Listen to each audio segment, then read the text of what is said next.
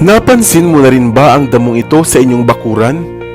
Halamang damo na mayroong medyo maitim at mapupulang mga dahon, gumagapang at mayroong mga mahabang mapuputing bulaklak. Kung nakita mo na nga ito, ay halika dahil ang halamang ito pala ay makakain mo pa. Ang halamang tinatawag na kaliko plant. Hello, what's up? Your best here. Sa videong ito ay ating isa-isahin ang mga pakinabang, gamit at kahalagahan ng simpleng damong ito na makikita mo nga lamang kung saan-saan. Ito ang damo o halamang damo na kung tawagin ng ilan ay kaliko plant.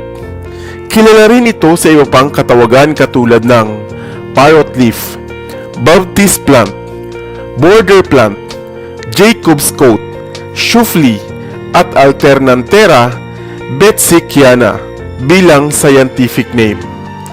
Ang halamang ito rin ay kadalasang makikitang tumutubo sa mga bakanting lote, sa gilid ng kalsada at sa gilid ng mga kailugan. Gumagapang din ito ng bahagya at mayroong mga maitim at medyo mapupula o lilang mga dahon at mga puting bulaklak na animo nga ay mga spike.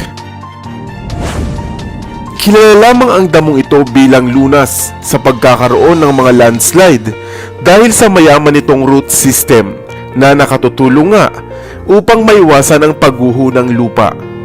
Itinatanim din ito ng ilan bilang edging plant at bilang pantaboy na rin sa mga langgam sa hardin. Subalit maliban pa dito ay hindi natin batid at alam na napakarami pa pala nitong pakinabang. Ang kaliko plant o Alternanthera betsickiana ay isang tradisyonal na gamit at panlunas sa mayroong anemia. Ito rin ay gamit sa pagpapagaling ng arthritis, gastrointestinal distress at upang maiwasan ang pananakit ng puson ng mga kababaihan tuwing may buwan ng dalaw. Pinapaayos din ito ang daloy ng ating dugo sa katawan at upang makaiwas sa pagkakaroon ng demensya. Dinudurog naman ang mga dahon nito at isang mabisang lunas at pantapal sa kagat ng mga ahas. At kung kayo naman ay anemic, iniluluto din ito bilang gulay upang mapaganda nga ang lagay ng dugo. Napaka-importante rin ang halamang ito sa kusina sa ibang lugar dahil ginagawang salad ang dahon nito o ang lambot o murang dahon nito na maaari mo ngang makain, luto man o hilaw. O hindi ba't kapaki-pakinabang pala ang halamang damong ito? Nagkalat lamang sa parang ay marami palang pwedeng pagkagamitan. Maaari mo ring gawing halamang display sa bahay at napakaraming pwedeng pagkagamitan. Ikaw, nakita mo na rin ba ang damong ito? Sana ay may bago kang natutunan sa videong ito.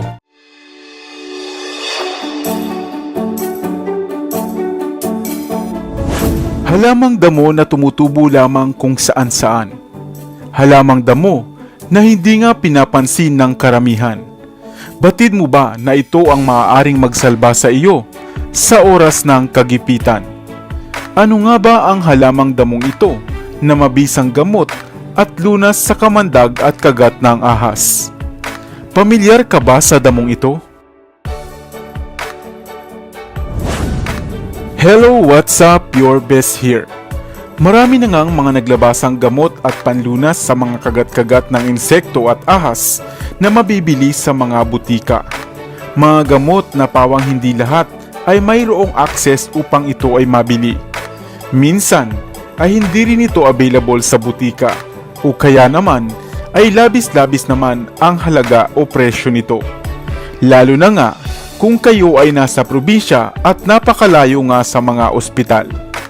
Kaya naman halika at baka kilala mo rin at nakita mo na ang halamang damong ito na kung tawagin ay damong lunas. Papaano nga ba ito gagamiting gamot sa mga kagat ng insekto at kagat ng ahas? Kung kayo ay sanay na sa bukid, ay siguradong pamilyar na nga kayo sa maraming uri ng dahon o mga damo. Kaya pagmasdang mabuti kung nakita mo na nga ba ang damong ito. Ito ang damong tinatawag na damong lunas. Isang klase ng ligaw na halamang gumagapang at tumutubo lamang kung saan-saan. Minsan ito nga ay makikita mo sa mga bakanteng lote, gumagapang sa mga pader, sa mga puno o kasama ng ilang mga gumagapang ring damo sa kagubatan. Subalit batid mo ba na ang damong ito pala ay napakahusay na lunas sa mga kagat ng ilang insekto at kagat ng ahas?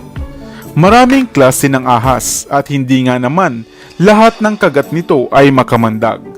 Subalit kung sakali na kayo ay malagay sa ganitong sitwasyon at mayroon kang tanim nito sa inyong bakuran, ay maaari mo nga itong gamiting pangunang lunas sa sitwasyong katulad nito.